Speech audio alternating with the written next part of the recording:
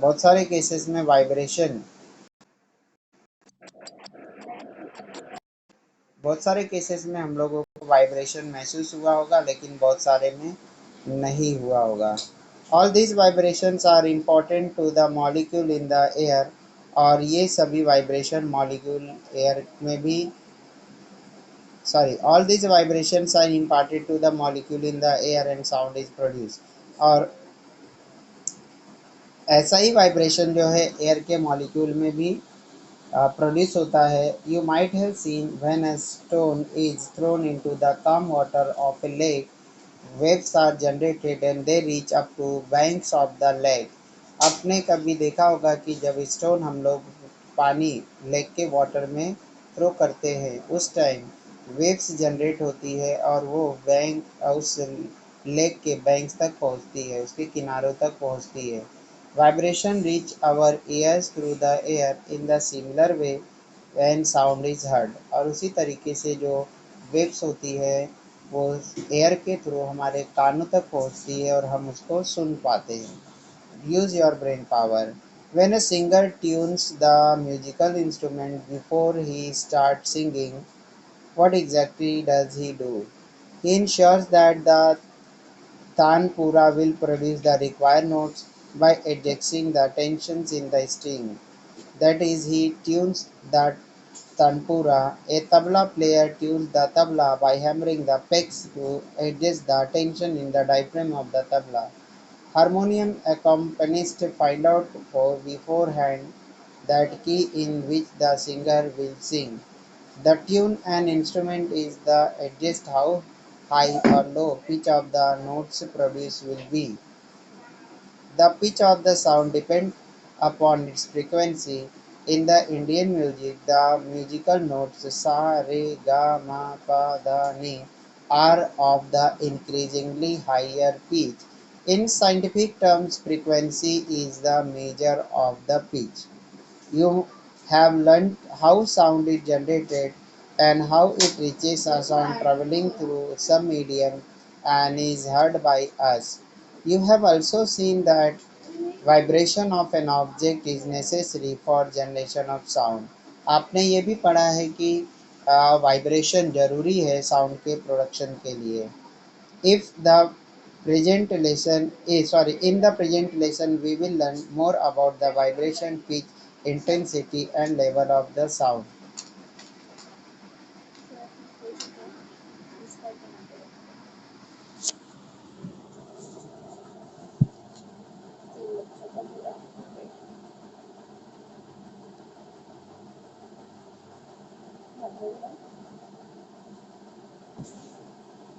तीन हजार तो भरे, 3000 भरे थे, 13,500 बाकी है।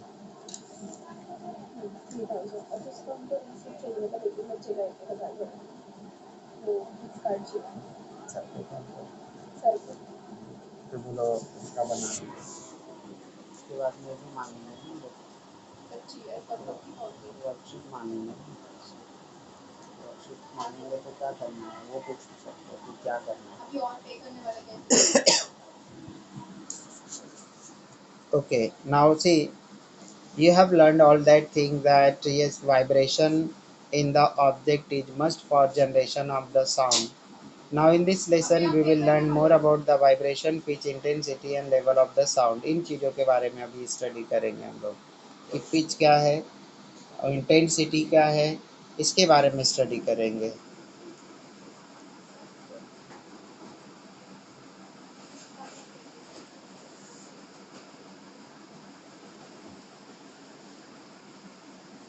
When the string of the musical instrument such as tanpura is plucked, the string can be seen to vibrate, but the two ends of the vibrating strings are still। अब जब जो म्यूजिकल इंस्ट्रूमेंट तनपूरा है उसको जब हम plug करते हैं तो स्ट्रिंग जो है वाइब्रेट होती है, लेकिन उसके दो जो एंड्स होते हैं वाइब्रेटिंग स्ट्रिंग के वो रुके हुए रहते हैं। As it vibrate the string move to one end of the central position. String जब मूव होता है तो वो अपने सेंट्रल पोजीशन की एक साइड मूव होता है and come back to the central position, और उसके बाद में अपनी सेंट्रल पोजीशन पे आ जाता है। This motion of string is repeated again and again at the fix interval of time, such motion is called the periodic motion. अब ये जो प्रोसेस है वो बार बार रिपीट होता है और such motion is called the periodic motion. Always remember, sound is generated by the rhythmic vibration of an object. We can hear sound as long as the object vibrates. But when we touch the vibrating object with our hand, the vibration stops and we no longer hear the sound. जब हम किसी vibrating object को touch करते हैं तो उसका vibration stop हो जाता है और तब तक हमको साउंड सुनाई देता है। जैसे ही वाइब्रेशन स्टॉप होता है तो उसका साउंड क्या है, जनरेशन स्टॉप हो जाता है। Some time we can see the vibration but some time the vibrations are so minute that we can not see them with our eyes. तो कुछ ऐसे जो है इंस्ट्रूमेंट जिसमें हम वाइब्रेशन देख पाते हैं, बट ऐसे भी इंस्ट्रूमेंट्स हैं जो जिसमें वो वाइब्रेशन बहुत ही माइन्यूट होते, छोटे होते, जिनको हम अपनी आंखों से नहीं देख सकते। Oscillator, oscillation and oscillatory motion. अब यहाँ पे हम लोगों को 3 थिंग्स लर्न करना है।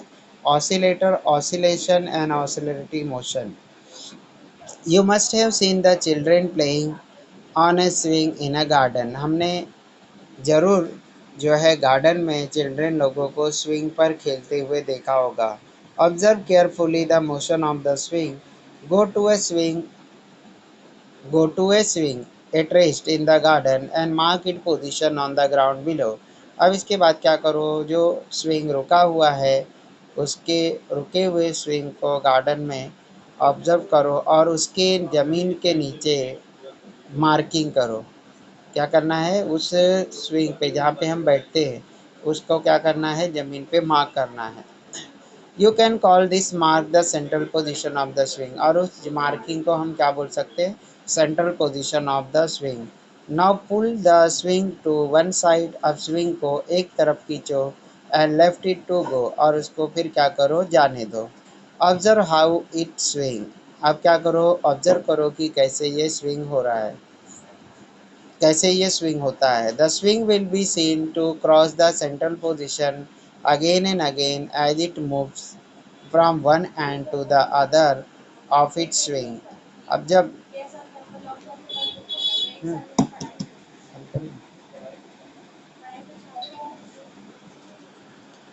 तो swing will be seen cross the central position again and again as it move from one end to the other of its swing. जब स्विंग एक साइड से दूसरी साइड जाता है तो अपने मेन पोजीशन से पास होता है, उसको बार बार क्या करता है, क्रॉस करता है। A swing that move back and forth like this is an oscillator. तो इस तरीके का कोई भी ऑब्जेक्ट जो अपने मेन पोजीशन के बैक एंड फोर्थ मोशन करता है, अपने मेन पोजीशन के बैक एंड फोर्थ, आगे और पीछे मोशन करता है, उसको हम ऑसिलेटर बोलते हैं। For example the pendulum of the clock. जो वॉल क्लॉक का जो पेंडुलम होता है वो अपने मेन पोजीशन से, अपने मेन पॉइंट से बैक एंड फोर्थ मोशन करता है, तो ये क्या है, एक एग्जांपल है ऑसिलेटर का। When the swing moves from the one end to the other and return to its starting point, it is said to be have the completed one oscillation. When when swing is brought to any position and then it is left and again it come to its original position, then it is said that its one oscillation is completed.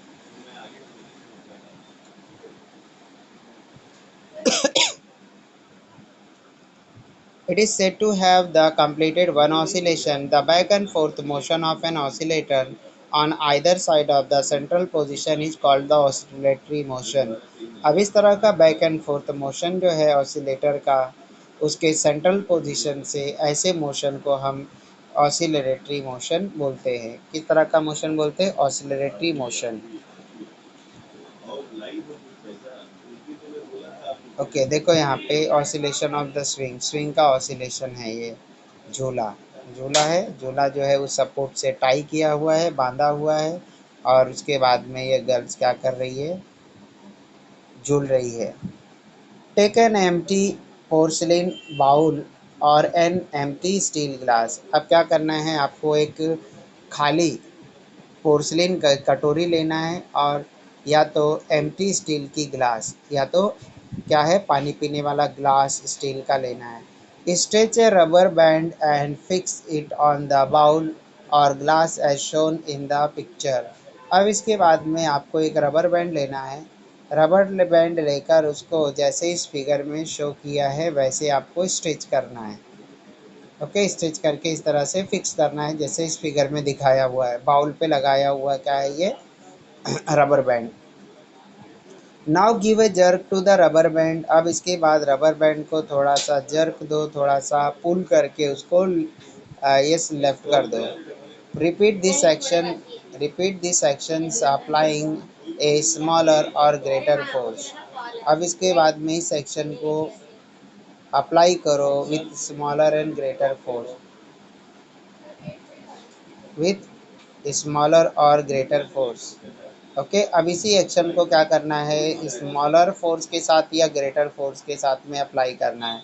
While doing this observe the farthest distance to which the rubber band is stretch. अब observe करो कि सबसे ज़्यादा farthest distance to which the rubber band is stretch, सबसे ज़्यादा length वो कौन सी है जितना हम उसको स्ट्रेच कर सकते हैं। The note of the sound generated. Take note of the sound generated. When the rubber band is stretched and released, it vibrates. जब हम रबर बैंड को स्ट्रेच करते हैं, खींचते हैं और उसको रिलीज कर देते हैं, छोड़ देते हैं तो वो वाइब्रेट होता है। Compare the vibration with the figure along side. अब जो उस उस वाइब्रेशन को जो बाजू में दिया हुआ डायग्राम है उससे कंपेयर करो। When the rubber is stretch from the original position A. अगर हमने रबर बैंड को ए पोजीशन से स्ट्रेच किया,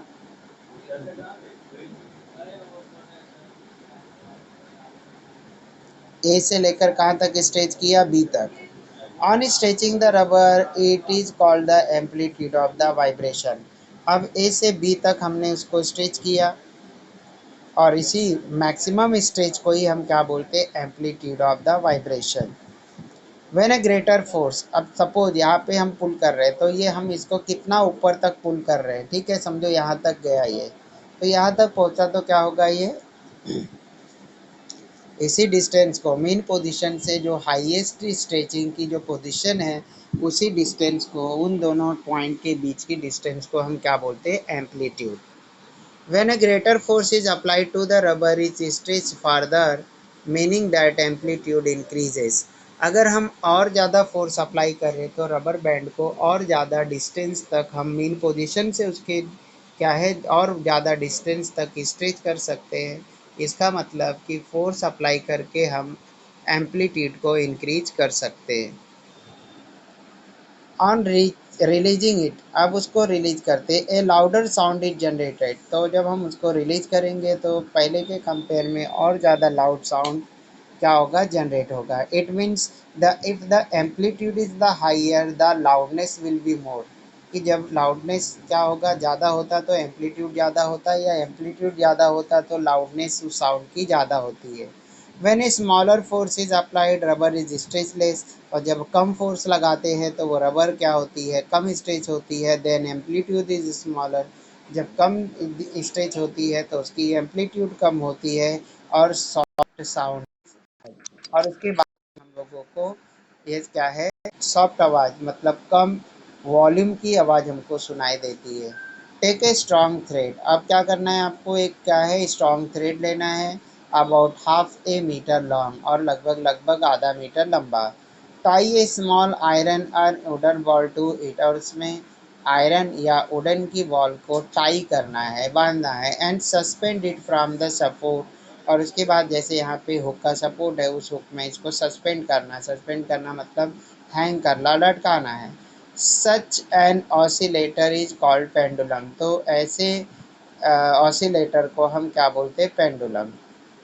Give an oscillatory motion of to the pendulum. The maximum distance between the original position A of pendulum and extreme point B और C is called the amplitude of the oscillation। अब इस pendulum का जो mean position है ए है। अब इस mean position से हाईएस्ट जो है वाइब्रेशन की जो डिस्टेंस है वो बी पॉइंट है या ए से लेकर सी तक है। तो this maximum distance of the vibration, ये जो maximum distance of the vibration है, this is called the amplitude of the oscillation। In figure AB is equals to AC in the amplitude of the oscillation। अब इस figure में AB और क्या है, AC equal है। डू यू नो, क्या आप जानते हो, a stretch rubber return to the original state when it is release. Rubber band जो है उसको रिलीज करने के बाद, स्ट्रेच वाले रबर बैंड को रिलीज करने के बाद वो ओरिजिनल स्टेट में आ जाता है। This property is called elasticity, और इसी को हम क्या बोलते हैं, elasticity. When a stretch rubber है band vibrate, when a stretch rubber band vibrate elasticity is at work. जब स्ट्रेच करते हैं रबर बैंड को हम हैंड से, तो इलास्टिसिटी वहाँ पे फोर्स अप्लाई करती है। All the while that pendulum oscillate, earth gravitation is at work. अब जो पेंडुलम वाइब्रेट होता है उसके ऊपर अर्थ का ग्रेविटेशन काम करता है। The time period of oscillation and frequency. अब नेक्स्ट पॉइंट का देखना हम लोगों को, time period of oscillation. In previous one we what we have seen, what is the one oscillation. तो the distance between the original position, okay, to extreme point and from extreme point to its original position is called the oscillation। उसी को हम क्या बोलते हैं, one oscillation। The time required by an oscillator to complete one oscillation is called the time period of oscillation।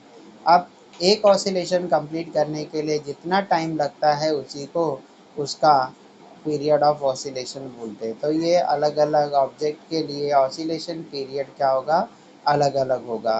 In the previous activity, the oscillator transfers the distance from extreme point B to central position A and from there to the position C, then the back again to A, and from A to B, the time required by oscillator to travel the distance BACAB is the time period of oscillation। तो जब ये oscillator जो है अपने उस original position से move होकर वापस से जब अपने ओरिजिनल पोजीशन पे आ जाता है, तो उसको ये कंप्लीट करने के लिए जितना टाइम लगता है वो उसका एक टाइम पीरियड होता है, वो उसका टाइम पीरियड कहलाता है। The number of oscillation completed by an oscillator in 1 second is called frequency of oscillation। और एक एक सेकंड में कितना ऑसिलेशन कंप्लीट होता है उसी को उसकी क्या बोलते हैं, फ्रीक्वेंसी। तो frequency is equals to 1/t। Frequency is equals to 1/t, ये फॉर्मूला है फ्रीक्वेंसी का। Frequency is the number of oscillation frequency is the number of oscillation occurring in 1 second। एक सेकंड में कितना ऑसिलेशन हो रहा है उसी के नंबर को क्या बोलते हैं, frequency. The SI unit of the frequency is hertz, और एसआई यूनिट जो फ्रीक्वेंसी का है वो हर्ट्ज है। Hertz means there is one oscillation in 1 second। 1 hertz का मतलब होता है कि एक ऑसिलेशन एक सेकंड में हो रहा है। 100 hertz mean 100 oscillation in 1 second। 100 oscillation एक सेकंड में होता है, तो उसको हम बोलते हैं 1 हर्ट्ज। अगर एक ही ऑसिलेशन एक सेकंड में होगा तो हम क्या बोलेंगे, 1 हर्ट्ज। Try this. अब हम लोगों को क्या है ये देखना, try this, but before if you have any doubt ask to me, then I will continue on tomorrow।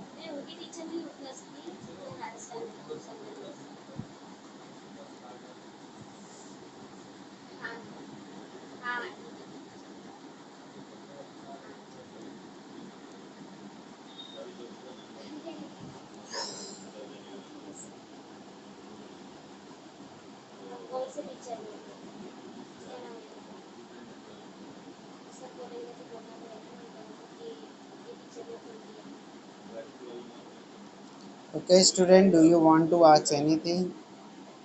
किसी को कुछ पूछना है student?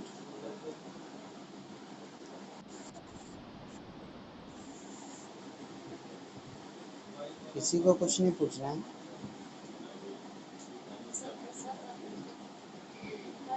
Okay, now I am ending the